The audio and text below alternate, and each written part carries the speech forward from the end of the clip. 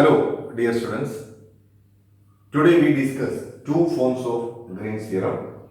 First one is flux divergence form or normal form of Green's theorem, and another one is circulation curl form or tangential form of Green's theorem. In flux divergence form, we connect the flux of a vector field with divergence of that vector field. The outward flux of the vector field f of xy is equal to m of xyi plus n of xyj across a simple closed curve C equals the double integral of div f over the region R enclosed by C. Suppose C is a closed curve like this. Suppose C is a closed curve like this, and F is a vector field, okay, that acts on C, and we are interested to know the outward flux. Outward flux is the measurement of the flux like this, outward flux across the closed curve.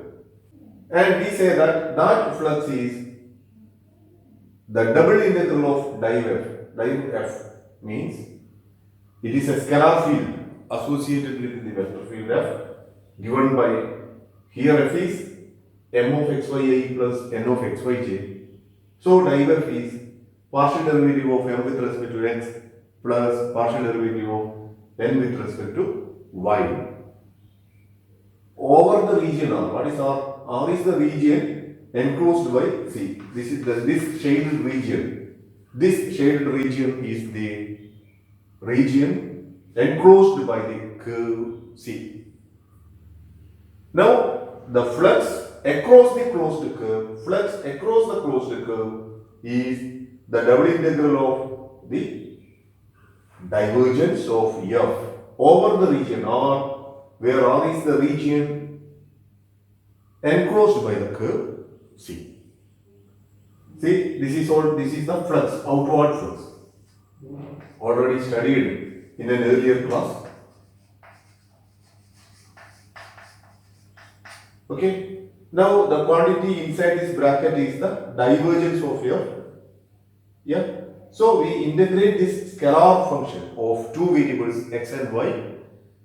So here we need a double integral because we are integrating the function of two variables over a region R in the xy plane. So here there is a line integral of a vector value function. Here we have a double integral of a function of two variables, scalar function of two variables. Here our f is a function of vector field of two variables. So this is a vector field acting on some subset of the xy plane. And we measure the outward flux of that F across a simple closed curve, and we say that outward flux across a simple closed curve is the double integral of divergence of F over the region R, where R is the region enclosed by the curve C. Now let us come to the second form of Green's theorem.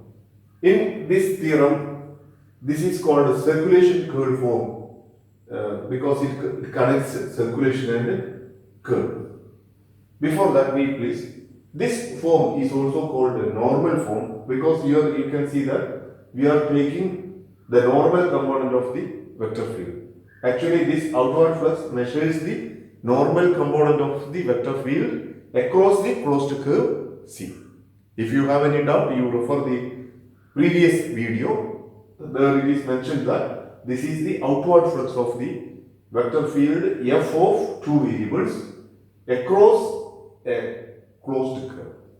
This circle putting on this integral sign indicates that we are considering a simple closed curve. Simple closed curve means why we take a simple closed curve? What is the difference between simple closed curve and a closed curve?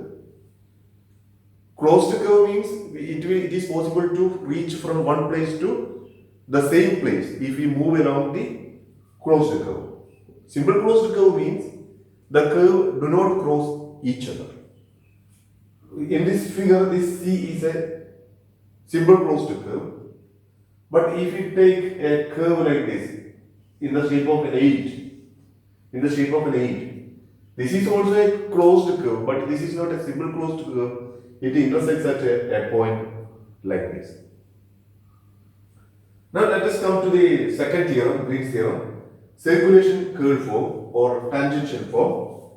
In this theorem says that the counterclockwise circulation of a vector field f of xy is equal to m of xyi plus n of xyj around a simple closed curve C in the plane equals the double integral of k component of curl f over the region R enclosed by the curve C. See, here we consider the counterclockwise circulation of a vector field. Counterclockwise circulation of a vector field is actually the flow of the vector field along the simple closed curve C. The flow along a simple closed curve is called a circulation, and we know that is given by integral over C f dot t ds. We are measuring the tangential component of the vector field along the simple closed curve C, and in order to indicate that we are considering a simple closed curve, we put a circle on this integral sign. Here also we note that this simple curve is very important. That means the curve do not intersect each other, just as in the shape of an 8. Such curves will not be allowed to take. Now, this is the formula for circulation or flow along the simple closed curve C. This is a tangential component, so that is the reason why we call this the tangential form. And this is nothing but it is given that is equal to the k component of curl f. K component of curl f. We have seen in an earlier video that k component of curl f is this one, partial derivative of n with respect to x minus partial derivative of m with respect to y. It will be a scalar valued function of two variables x and y, and we take the double integral of that function of two variables over the region R, where R is the region enclosed by the simple closed curve C. Okay. Now you have already noted that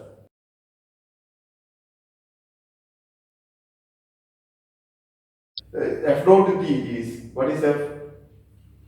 F is mi plus nj. What is t? Unit tangent vector at that point. So f dot t becomes mdx plus mdy. Here also we have f dot n is mdy minus ndx, because this is the normal component of f of the vector field f. Okay. Now let us consider some examples. See, let us consider this example.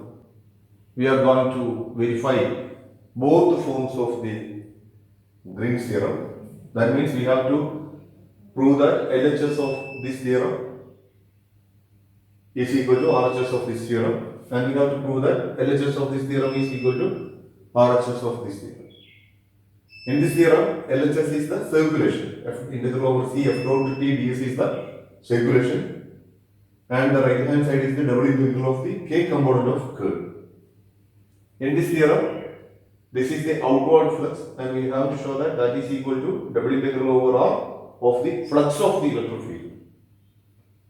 So we have to measure. So in this theorem, we use these two portions. Actually, in order to prove the extreme left with the extreme right, we prove that this value is equal to this one, and here also we verify this one. We verify only this one. Here we note down what is m, what is n, like that. Here m is x minus y, n is minus x. sorry, n is equal to x. And here we need a partial derivative of m with respect to x. What is, here we need a partial derivative of m with respect to y also. So what are partial derivative of m with respect to x? Partial derivative of m with respect to x is 1. Partial derivative of m with respect to y is negative 1.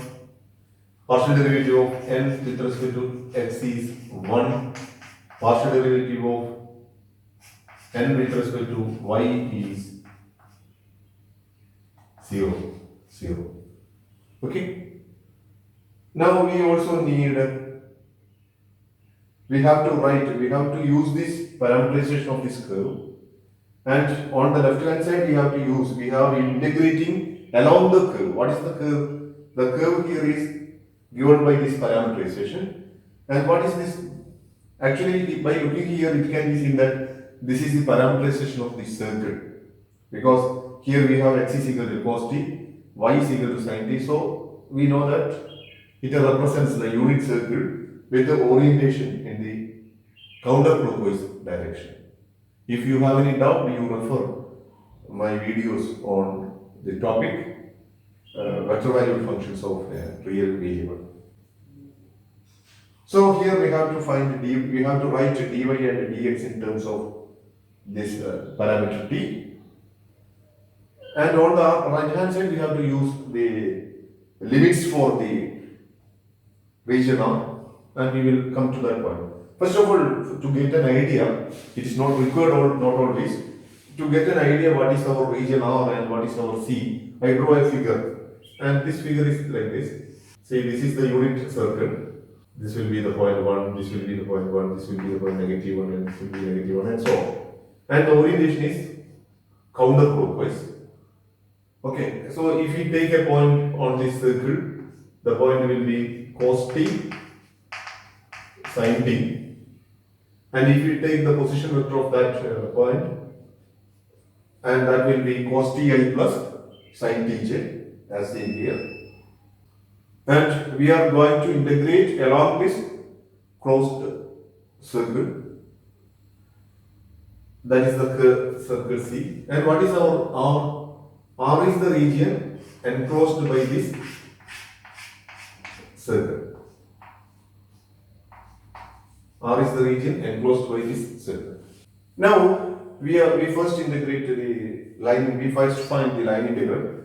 Here m is already known, n is already known, and we have to write this m and n in terms of our parameter t also, and in terms of the parameter t, what will be m? M is x minus y. Okay, what is x? X is cos t and y is sin t.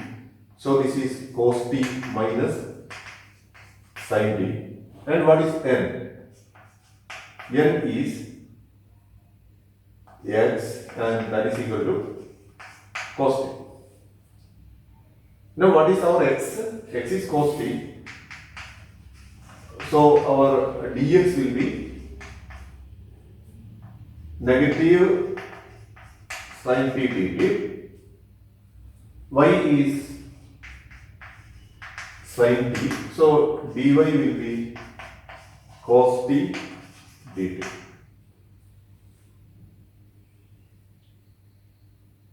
Okay.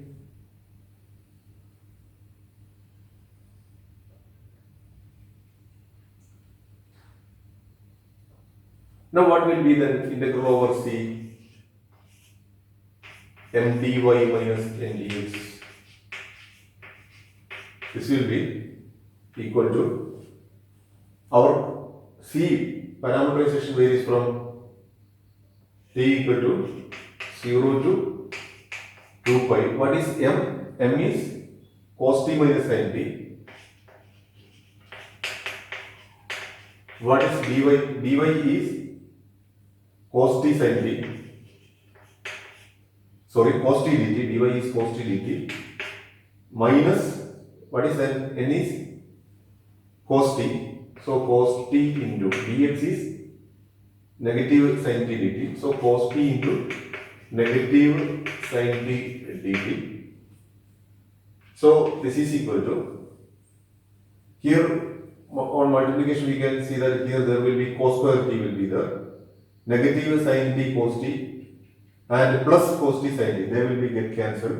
So we will end up with the integral from t equal to 0 to 2 pi cos square t dt cos 2t plus 1 by 2, that is equal to, what is the integral of cos 2t? Integral of cos 2t is sin 2t by 2. Okay, and we have to find the limits of integration is 0 to 2 pi, and in sin 2t, the value corresponding to t equal to 0 is 0, and when t is equal to 2 pi, sin of 2t is 0. So this portion contributes 0. Okay, on evaluation I give the details to you for working out. Now we end up with the 1 by 2 into integral t equal to 0 to 2 pi dt. Here we need a dt here. So this is, what about this one? Integral is t within the limit is 0 to 2 pi. So this is 2 pi by 2. So this is equal to pi. This is equal to pi. Now in order to integrate this double integral, we have to write this region of integration R in terms of inequalities. The region is the shaded portion bounded by the unit circle. Now we have to verify that this is equal to double integral over R, partial derivative of n with respect to x plus partial derivative of n with respect to y dx by dy. Now what about double integral over R? Partial derivative of m with respect to x plus partial derivative of n with respect to y dx dy.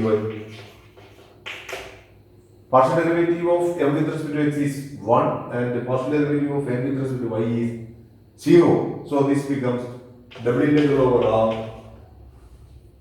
dx dy. Okay. Now what about this R? R is the region is the shaded portion bounded by the unit circle. And actually this measures the area of the unit circle. If you use the formula pi r square, here the radius is 1. So this is equal to pi. Okay. So the left hand side is equal to right hand side. So the first form of the theorem 1 is verified for the vector field F over the region R enclosed by the curve, simple closed curve C given by this parameterization.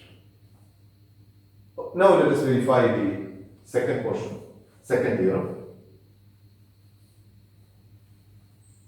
In second theorem, we have here left hand side is integral over C m dx plus n dy. What is m? M is x minus y, and we have written it as cos t minus sin t. Dx is negative sin t dt. N is cos t, dy is cos t dt. So this is equal to integral from t equal to 0 to 2 pi cos t minus sin t times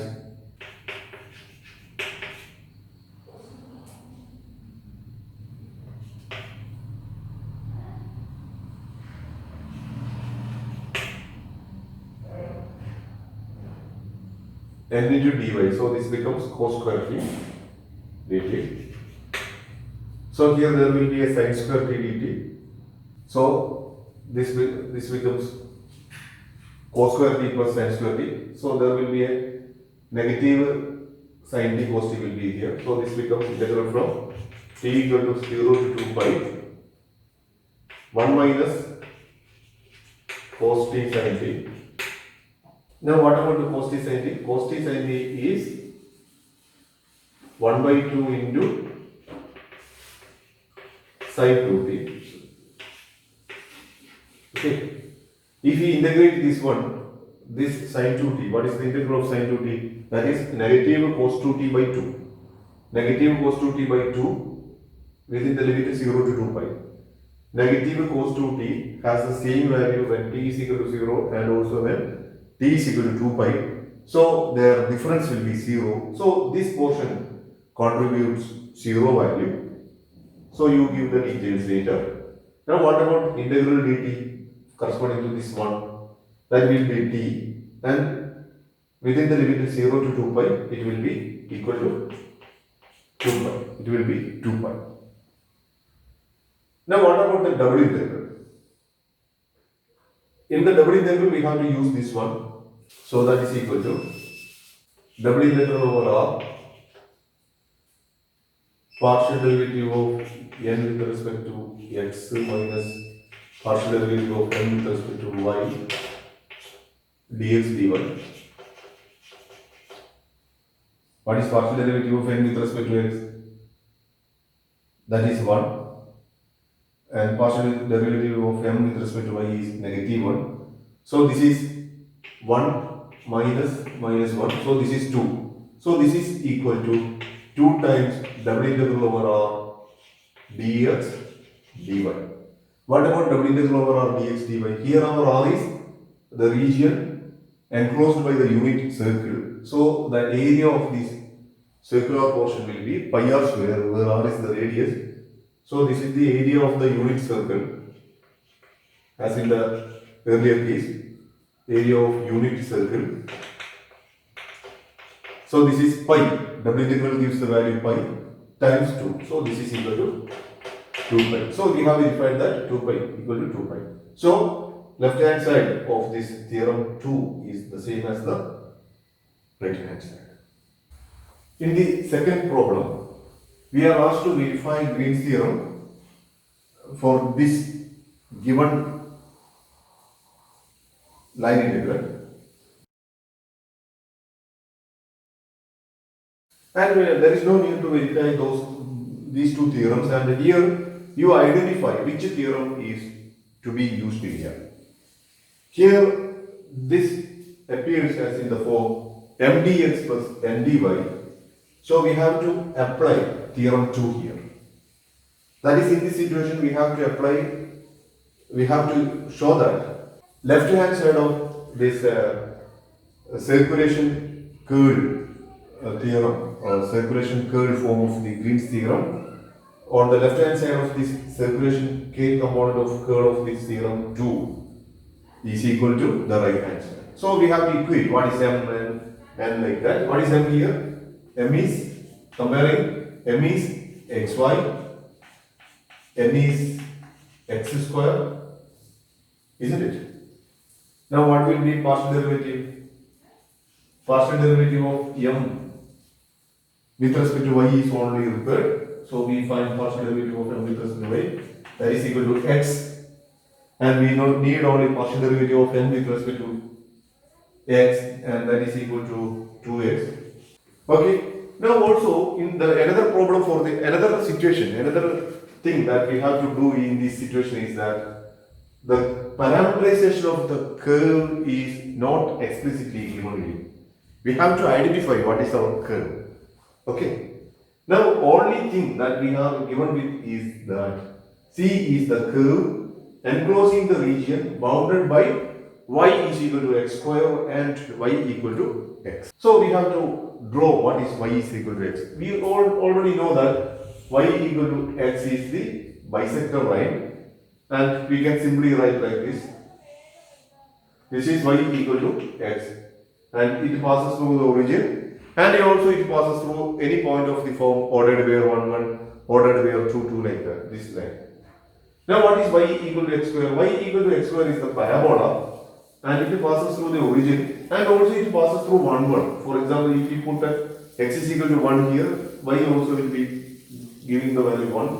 So this passes through 1 1 also. So we note this point 1 1, and also we draw the parabola. Okay. And our curve is, first portion is that our curve has 2 parts. First part along the parabola, and second part along the line segment. The line segment is the portion of the line y equal to x. So along the parabola, if I draw this figure in a very large size like this, see here we consider the enlarged form of this portion, and this is the portion of the parabola y equal to x square, and this is a portion of the line y equal to x. This is the curve C, together with this portion of the parabola and the portion of the line segment. And on this parabola, our parameterization will be x of t is equal to t and y of t is equal to t square. And what about the parameterization on the line segment? We will find it soon. And another thing is that the orientation is counterclockwise. So we move from this point to this point. I call this point as O, the origin, and this point as A. So along the portion of the parabola y equal to x square, we move in this direction and reach at this point A.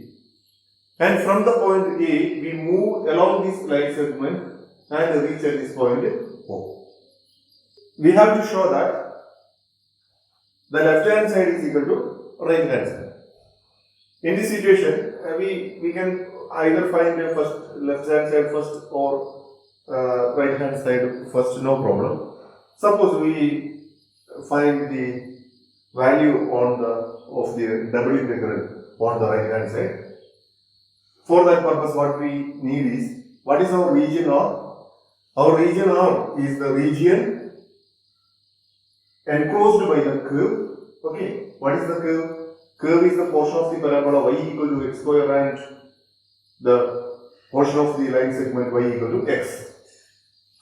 Now on this region R, we have the double integration. How to find the double integration? In order to find the double integral, we have to write the region capital R in terms of inequalities. Here we have written this in terms of inequalities. Okay. So from here we can see that our x varies from 0 to 1, x varies from 0 to 1, but at the same time the y value varies from this curve to this curve. What is this curve? This curve is y equal to x square, and on this curve, actually this is a straight line segment, on this line segment our y is x. So our y varies from x square to x. Okay? So with this information we find this one. We have already partial derivative of f with respect to x is 2x and partial derivative of f with respect to y is x. So that this is 2x minus x. So this is x. So we have a double integral over r x dx dy. Okay? Now we give the limits of integration. Here we have the inner integral is the partial integral with respect to y. Okay? And here we have the limits y from x square to x. Okay? And in this inner integral, as the integration is with respect to y, we can take x outside because x is treated as a constant. So x into integral from y to x square x of dy. Okay, what is integral dy? It is y, and within the limit x square to x. So upper limit minus lower limit. So we have x minus x square. At the same time, x value from 0 to 1. Now multiplying with this we get x square minus x cube. So this gives x cube by 3 minus x raised to 4 by 4. So giving the limits of integration we get 1 by 3 minus 1 by 4, which is equal to 1 by 12. 1 by 12. So the right hand side is 1 by 12. So we know that RHS is 1 by 12.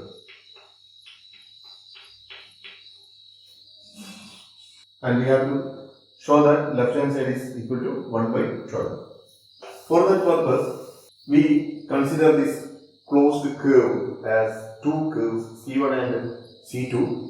C1 is the portion on the parabola y equal to x square, and C2 is the portion on the line segment. So on C1, what is the parameterization of x? X of t is t and y of t is t square, where parameter t varies between 0 and 1. So integral over c m dx and dy. So integral over c, instead of c here we have c1 m dx plus n dy is equal to, what is m? M is xy. So xy dx plus x square dy. Okay, integral over c1. What is the parameter for x? X of t. What is the parameterization of x? X of t is t. So this is t into, what is y? Y is t square. What is dx? Dx is dt. Because x of t is t, so dx is dt plus x square is d square. Dy is, y is t square, so dy by dt is 2t, so that dy is equal to 2t dt. Okay, now what about the limits of integration? T from 0 to 1. T from 0 to 1. Now this is t cube. Here also you can see 2t cube, so that adding we will get a 3t cube dt. Okay, so 3 will be taken outside. 3 times integral t cube dt. So 3 times t raised to 4 by 4, and giving the limit we will get this is equal to 3 by 4. So we get 3 by 4. 3 by 4 as the first entry. Now what about along C2? C2 is the line segment from A to O. A to O. Now let us consider the parameterization of C2. On C2, how to find the parameterization of the line segment? Here we have 2 points. Okay, we can take either one of the 2 points as a base point. Suppose I take ordered where 1 1 as a base point, so that our x naught will be 1 and y naught will be 1. Okay, and a vector in the direction of AO is given by vector AO is equal to 0 minus 1i plus 0 minus 1j. This is nothing but negative I plus negative I minus negative j. Okay, so this is a vector in the direction of the line segment. So recalling that the parameterization is x naught, x is equal to x naught plus dA. Don't confuse this A with this A. This A is the A from this vector, and A here will be negative 1. And y equal to y naught plus dB, and b is obtained from here, and it is equal to negative 1. So that x is equal to 1 minus t, y equal to 1 minus t, because a is equal to negative 1 and b is equal to negative 1. And here the parameter t varies from 0 to 1, because when t equal to 0, this gives x is equal to 1, y is equal to 1. So that corresponds to the point ordered where 1 1. And when t is equal to 1, x is equal to 1 minus 1 is equal to 0, y equal to 1 minus 1 is equal to 0, so that it corresponds to the point ordered where 0, 0. So this is one parameter. This is one parameter. Okay. And if we take 0, 0 as a base point, what happens? Suppose we take a 0, 0 as a base point, and referring this one, what will be the situation? Instead of x naught, we will have 0 here, and instead of y naught, we will have a 0 here. Okay. So another parameterization will be like this: x is equal to, with the order where 0, 0 as a base point, 0 plus t into negative 1, that is nothing but negative t. So y equal to 0 plus negative t, so that is again negative t, where the parameter varies from where to where? See, our orientation is from A to O. Here orientation is very important. So, at the initial time, we will be at the point A, and at the finishing time, we will be at O. O means O 0, 0. So, we can see that when we put t is equal to negative 1, we will get t x is equal to negative of negative 1, which is equal to x is equal to 1. And similarly y equal to 1. So that when t is equal to negative 1, we will be at the point ordered where 1, 1. So here we put our initial parameter will be negative 1. And we can see that when t equal to 0, we will get x equal to 0 and y equal to 0. So this gives x is, so this is another parameterization. What is the parameterization? X is equal to negative t and y equal to negative t, where negative 1 less than or equal to t less than or equal to 0 is another parameterization. Okay? So, we have two parameterization, and with this second parameterization, we will get an easy parameterization, and that is like this. X of t equal to, suppose instead of negativity, I write u equal to negativity. Okay, then this will be of the form x is equal to u, y equal to u. Okay, from here we have negative 1 less than or equal to t less than or equal to 0. So if we multiply this with the negative 1, what happens? This becomes 1 greater than or equal to negative t greater than or equal to 0. So from here we will have 1 greater than or equal to u greater than or equal to 0. Okay. So instead of u, I simply write, if I simply write x is equal to t, whatever, this becomes x is equal to t, y equal to t, where t varies from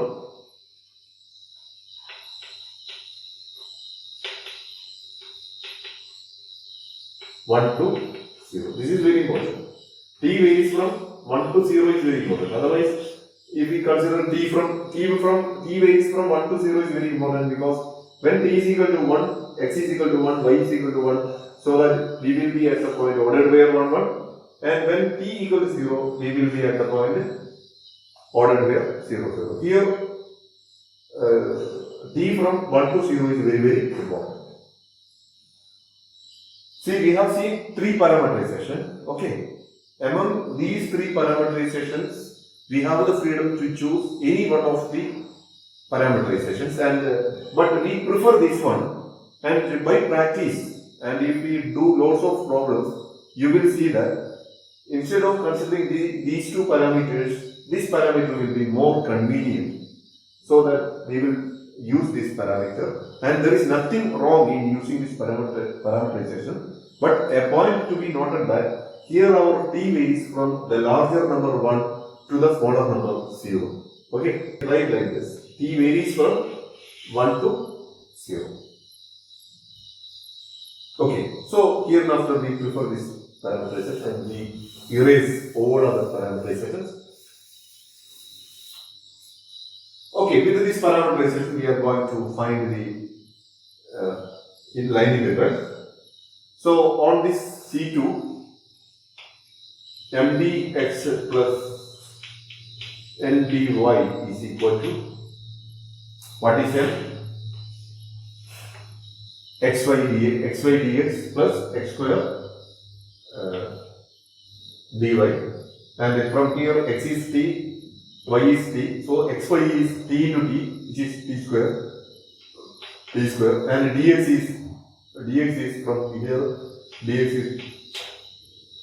is dt plus x square is t square, and from here dy is dt. So